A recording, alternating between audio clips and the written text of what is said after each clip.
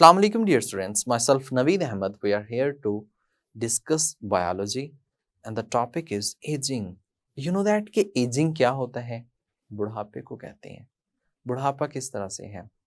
You know that कि जैसे जैसे उम्र गुजरती जाती है हमारी बॉडी में चेंजेस आते जाते हैं. अब ये जो चेंजेस हैं क्या इनको वापस स्टॉप किया जा सकता है?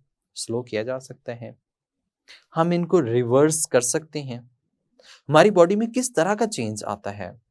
हम कैसे आइडेंटिफाई कर सकते हैं कि हम बुढ़ापे की तरफ जा रहे हैं? और इसकी स्टडी को क्या कहते हैं? उनका मेन टारगेट क्या है? मैक्सिमम लाइफ जो रिकॉर्ड की गई है वो क्या है? तो इन तमाम को समझने के लिए चलते हैं लाइट बोर्ड की तरफ. Dear students, we are going to study aging and you know that the study of aging is known as gerontology. So आप डिफाइन कर सकते हैं, स्टार्ट कर सकते हैं gerontology से ही.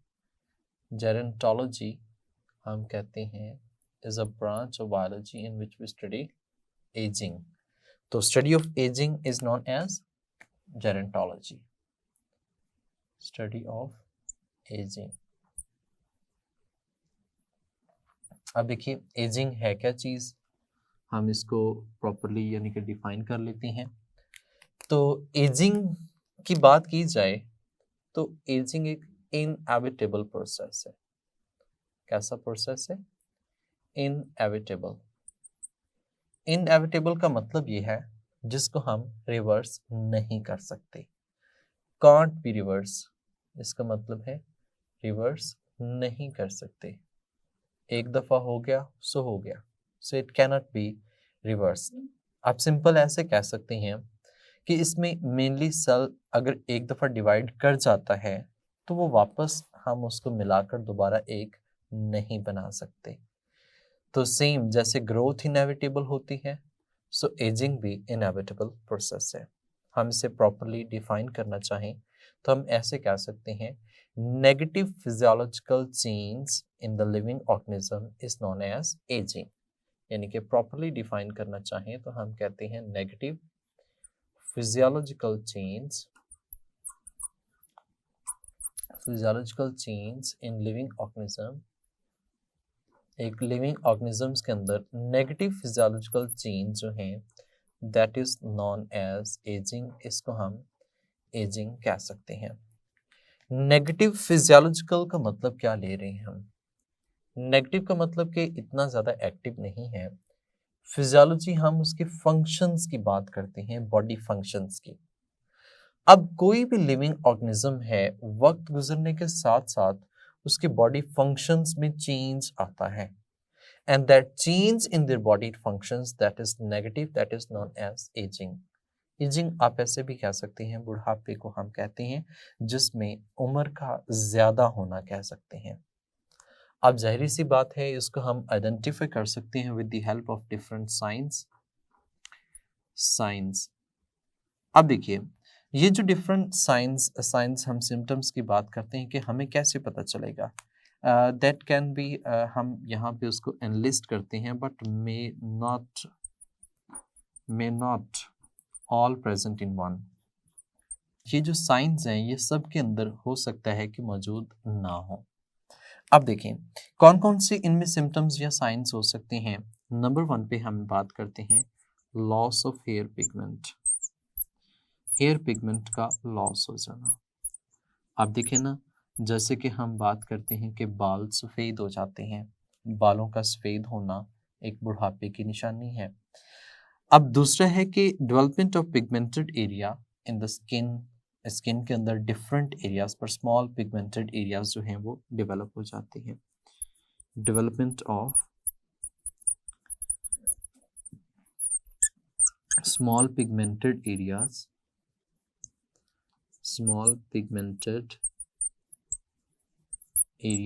इन स्किन के मुख्तलिफ हिस्सों में development of different pigmented areas जो हैं वो डेवलप हो जाते हैं. ये ज़रूरी नहीं है कि सब में तमाम सिम्टम्स मौजूद हो सकता है कि किसी में कोई हो और किसी में ना भी हो. जैसा कि यहाँ पे हम एक और सिम्टम की बात करते हैं दैट इज़ पोर विजन. ये सब में नहीं भी होता, ठीक है. लॉस ऑफ हीयरिंग एबिलिटी या आप ऐसे कह सकते हैं loss or decreased hearing ability, उनमें सुनने की जो सलाहियत होती है वो क्या हो जाती है, कम हो जाती है।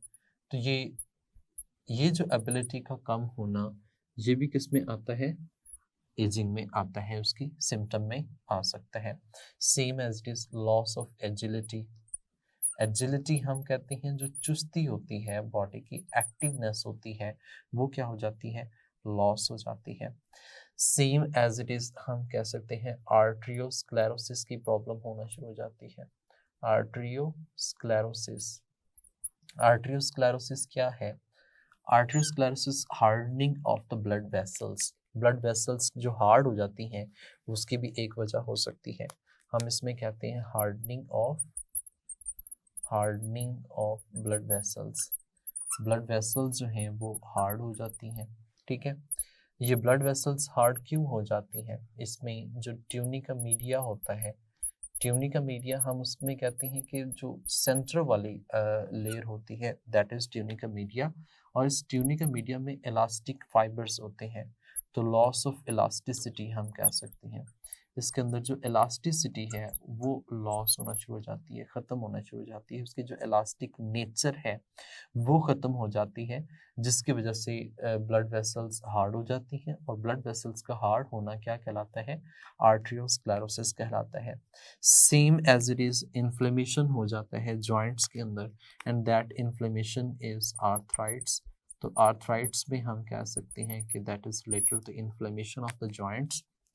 इसमें जॉइंट्स का जो है वो इन्फ्लेमेशन हो जाता है, जॉइंट्स में सोजिश हो जाती है, इन्फ्लेमेशन ऑफ जॉइंट्स, जॉइंट्स जो हैं वो इन्फ्लेम्ड हो जाते हैं। आप ऐसे कह सकते हैं स्वेलिंग, उनमें स्वेलिंग हो जाती है और ये पेनफुल हो जाती हैं, पेनफुल जॉइंट्स हो जाते हैं। तो ये आर्थराइट्स भी एक हम कह सकते हैं बुढ़ापे की निशानी है। ऐसा भी कहा जा सकता है कि जैसे जैसे उम्र बढ़ती है तो increase in weight, body weight जो है वो इंक्रीज करना शुरू हो जाता है, increase in body weight, body का जो वेट है वो भी इंक्रीज करना शुरू कर देता है due to accumulation of fat, due to accumulation of fat की एक्यूमुलेशन होने की वजह से, क्योंकि जैसे जैसे बुढ़ापा आता है फैट्स बॉडी में डिपॉजिट होना शुरू हो जाते हैं। फैट्स बॉडी में डिपॉजिट होते हैं तो उनकी वजह से बॉडी का जो मैस है, वेट है, वो क्या होना शुरू हो जाता है, इंक्रीज होना शुरू हो जाता है। सेम एज इट इज हम यहाँ पे कह सकते हैं, इसके साथ साथ में ब्लड क्लॉट होना शुरू हो जाते हैं, ब्लड क्लॉटिंग होना शुरू हो जाती है। ये जो ब्लड क्लॉटिंग है, that blood clotting may be in coronary arteries, ये हो सकता है कि कोरोनरी आर्टरीज के अंदर हो। जब ये कोरोनरी आर्टरीज के अंदर होगी तो that may lead to heart attack, ये चांस ऑफ हार्ट अटैक जो होते हैं वो क्या हो जाते हैं, इंक्रीज हो जाते हैं, चांस ऑफ हार्ट अटैक ये बढ़ जाता है, इंक्रीज हो जाता है ड्यू टू द एजिंग की वजह से। तो ये हम कह सकते हैं कि इसमें सिम्टम्स मौजूद हैं। इसके अलावा भी हो सकती हैं, लाइक दैट हम इसमें कह सकते हैं ड्राइनेस ऑफ स्किन का ड्राइनेस होना, रिंकलिंग, स्किन जो है उसमें रिंकल पड़ना शुरू हो जाते हैं, degeneration of the certain tissues जो हैं वो क्या होना शुरू हो जाते हैं, डीजनरेट होना शुरू हो जाते हैं, degeneration of certain tissues, certain tissues जो हैं वो क्या होना शुरू हो जाते हैं, डीजनरेट होना शुरू हो जाते हैं। मिसाल के तौर पर हम इसमें कह सकते हैं कि इनकी वजह से नर्वस सिस्टम जो है वो बहुत ज़्यादा इफ़ेक्ट होता है, क्योंकि नर्वस सिस्टम के जो सेल्स होते हैं वो आगे अपने आप को मल्टीप्लाई तो करते नहीं है, तो एक ख़ास वक्त के बाद जो है वो डीजनरेट होना शुरू हो जाते हैं। डीजनरेट होते हैं तो इसमें हम कह सकते हैं फॉरगेटफुलनेस यानी कि भूल जाना, ये आदत हो सकती है। लॉस ऑफ हेयर्स भी एक पॉइंट होता है, हेयर्स जो हैं वो बॉडी से या हेड से जो है ये किसी में ये भी क्या होना शुरू हो जाते हैं, लॉस होना शुरू हो जाते हैं। बाकी ये बातें जो हमने बात की है, ब्लड क्लॉटिंग है, ड्राइनेस है, रिंकल्ड है, डीजनरेशन है, फॉरगेटफुलनेस है, लॉस ऑफ हेयर है, ये इंक्रीज इन बॉडी वेट का इंक्रीज कर जाना, आर्थराइट्स जो है ये भी प्रॉब्लम है, आर्टरोस्क्लेरोसिस है, लॉस ऑफ एजिलिटी, लॉस और decreased in the hearing ability, poor vision, same as it is loss of hair pigment or the development of small pigmented area in skin around the face के around, ये सारी ऐसी इसके symptoms हैं। इन symptoms जो हैं ये mainly of aging है। अब question is that कि what is the cause of the aging का जो cause है वो क्या चीज़ है। तो ये एक शॉर्ट क्वेश्चन भी बन सकते हैं जिसमें ये पूछा जा सकता है कि what are the symptoms of ageing, और इसमें मल्टीपल एमसीक्यूज जो हैं वो भी बन सकते हैं। तो कॉज को अंडरस्टैंड करने के लिए चलते हैं नेक्स्ट लाइट बोर्ड की तरफ। स्टूडेंट्स, हमने अभी तक क्या किया है, जेरेंटोलॉजी को डिफाइन किया है, एजिंग को डिफाइन किया, यानी कि इसका इंट्रोडक्शन कह सकते हैं, या फिर हमने इसको डिफाइन किया, इसकी डेफिनेशन हमने पढ़ी अभी तक। नेक्स्ट हम इसके साइंस एंड सिम्टम्स को डिस्कस किया कि क्या साइंस हैं, सिम्टम्स क्या हैं, कैसे हम इसको आइडेंटिफाई कर सकते हैं, इसके सिम्टम्स क्या हैं या साइंस क्या है। Now we are going to study the process और द कॉज, यानी कि हम इसके प्रोसेस को स्टडी करने लगे हैं कि ऐसा कौन सा प्रोसेस है, किस तरह से एजिंग होती है। तो अगर रियल में बात की जाए ना, तो इसका प्रोसेस या कॉज अभी तक स्टिल अनआइडेंटिफाइड है, यानी कि हम ऐसे कह सकते हैं कि एग्जैक्ट प्रोसेस, मेथड, तरीकेकार, कॉज स्टिल अनआइडेंटिफाइड है। अभी तक हमें पता नहीं है, हम उसको आइडेंटिफाई नहीं कर पाए, लेकिन फिर भी सर्टन पॉइंट्स हैं जो बहुत अहमियत के हामिल रखते हैं। अब सर्टन पॉइंट्स कौन कौन से हैं। नंबर 1, पहला जो पॉइंट हम कह सकते हैं, finite number of cell divisions. क्या हो सकता है, finite number of cell divisions, यानी कि जब सेल डिवाइड करते हैं तो वो एक खास नंबर तक डिवाइड करते हैं, उसके बाद उनके अंदर डिवीजन्स नहीं होती।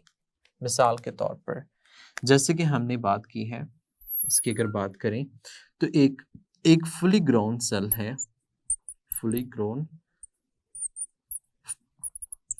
ग्रोन टिश्यूज हैं, ऑर्गन्स हैं, ये फुली कंप्लीटली ग्रो हो चुके हैं। इसमें नंबर ऑफ डिवीजन्स जो हैं वो स्पेसिफिक होती हैं। एक सेल जो है, जैसे हम बात करें 1 सेल, हम ऐसे कह सकते हैं can multiply, can divide up to a certain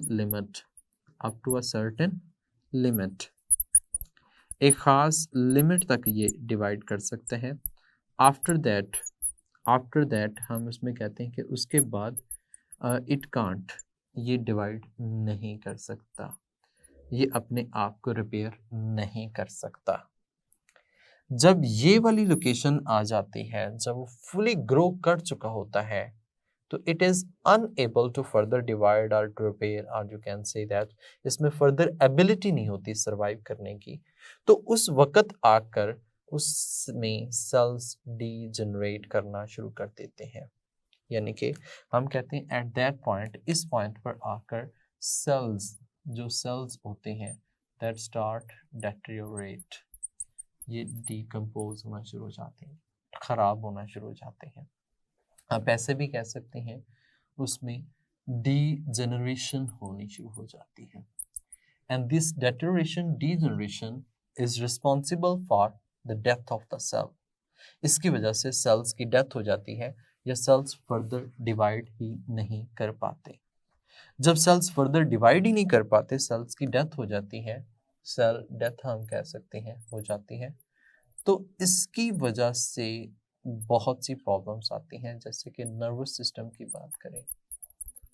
nervous system, अब नर्वस सिस्टम के सेल्स की डेथ होना शुरू हो जाए तो हम कह सकते हैं लॉस ऑफ मेमोरी भी हो सकती है, फॉरगेटफुलनेस भी हो सकती है, और बहुत से और भी प्रोसेसेस जो हैं वो स्टॉप होना शुरू हो जाएंगे, वो भी प्रॉपर तरीके से डेवलप नहीं हो पाएंगे।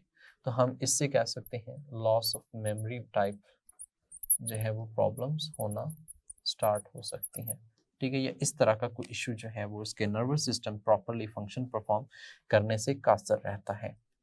नंबर 2 हम कहते हैं कि जी change in intracellular environment, change in intracellular environment, cellular environment, cell के अंदर का जो एनवायरनमेंट है उसमें चेंज आना शुरू हो जाता है। इस तरह से चेंज आता है, मिसाल के तौर पर हम यहाँ पे एग्जांपल लेते हैं, जैसे कि हमने बात की कि एक सेल है, सेल के अंदर कोलेजन प्रोटीन है। ये जो कोलेजन प्रोटीन है इसकी आपस में इंटरलिंकिंग बढ़ जाती है, यानी कोलेजन प्रोटीन में increased interlinking, increased interlinking, interlinking कह सकते हैं, या फिर हम इसमें क्रॉस जो है, क्रॉस लिंकेज जो है वो कह सकते हैं, दैट इंक्रीज्ड क्रॉस लिंकेज। जब इसमें इंटरलिंकेज या फिर क्रॉस लिंकेज इंक्रीज्ड होती है तो ये एक प्रॉब्लम क्रिएट हो जाती है, यानी कि ये हम ऐसे ही कह सकते हैं कि जब उसमें क्रॉस लिंकेज बढ़ रही है, इंटरलिंकेज बढ़ रही है, तो वो सेल जो है वो प्रॉपर तरीके से सर्वाइव ही नहीं कर पाएगा। जब सर्वाइव ही नहीं कर पाएगा तो उसमें सिर्फ कोलेजन प्रोटीन के फाइबर्स हैं, तो वो हार्ड होना शुरू हो जाएगा। तो वो जो हार्डनिंग होती है वो शायद ऐसे भी कह सकते हैं कि इंक्रीज्ड इन कोलेजन इंटरलिंकेज, कोलेजन के इंटरलिंकेज की वजह से भी ऐसा ही हो सकता है। दूसरा हम ये कह सकते हैं, एक तो हमने कोलेजन प्रोटीन की बात की, फिर हम ये भी कह सकते हैं इलास्टिक टिश्यूज जो होते हैं, इलास्टिक फाइबर्स जिसे कह सकते हैं, या इलास्टिक टिश्यूज कह सकते हैं, इलास्टिक टिश्यूज की वजह से लॉस ऑफ इलास्टिसिटी, यानी कि इसमें इलास्टिसिटी जो है वो लॉस हो जाती है, इलास्टिक टिश्यूज प्रॉपरली काम करना छोड़ देते हैं। Loss of resilience in cartilage, loss of resilience भी कह सकते हैं, लॉस ऑफ रेजिलियंस आप ऐसे कह सकते हैं जो उसमें रुकावट सी होती है या उसकी जो लचक सी होती है वो जो होती है वो लॉस हो जाती है। जब वो रेजिलियंस उसमें लॉस हो जाएगी लाइक दैट इन कार्टिलेज और बाकी पार्ट्स के अंदर, तो इससे भी फिर प्रॉब्लम जो है वो होना शुरू हो जाती है। और इसमें हम स्पेसिफिकली डेंस कनेक्टिव टिश्यूज़ की बात करते हैं कि उनके अंदर ऐसा हो तो फिर तो मेन प्रॉब्लम जो है वो हो सकती है, जिसकी वजह से बहुत से प्रॉब्लम्स हैं वो क्रिएट हो सकती हैं। तो पहला पॉइंट हमने बात की finite number of cell division, दूसरी बात हमने की change of intracellular environment, जिसमें हमने कोलेजन फाइबर्स का जिक्र किया, इलास्टिक टिश्यूज की इलास्टिसिटी लॉस होने पे, और द लॉस ऑफ रेजिलियंस, यानी कि उसमें जो लचक होती है या डेंस कनेक्टिव टिश्यूज में जो उसकी रेजिस्ट करने की सलाहियत होती है वो लॉस हो जाती है। तो जब ये लॉस हो जाती है तो फिर प्रॉब्लम्स क्रिएट होना शुरू हो जाती हैं। नेक्स्ट पॉइंट है इसमें, third point, that is mutation, spontaneous mutation कह सकते हैं। अब देखिए ये जो म्यूटेशंस हैं, म्यूटेशंस हम कहते हैं abrupt change in DNA, DNA के अंदर जो चेंज आता है उसको हमने म्यूटेशन का नाम दिया, एब्रप्ट चेंज इन डीएनए।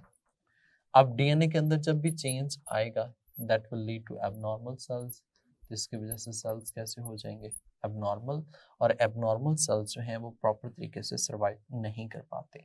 जब ये प्रॉपर तरीके से सर्वाइव नहीं कर पाते तो that is basically mutation, and the mutation is also responsible for ageing. हम ये भी कह सकते हैं कि ये भी एजिंग में जो है वो रिस्पॉन्सिबल है, या इसकी वजह से भी एजिंग हो सकती है।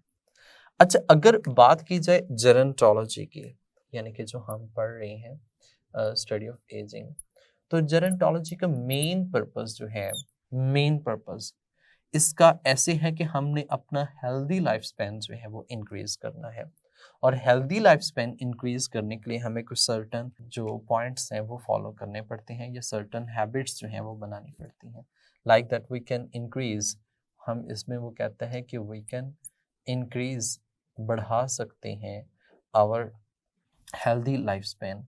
हम अपना हेल्दी लाइफ स्पैन जो है वो उसको क्या कर सकते हैं, इंक्रीज कर सकते हैं।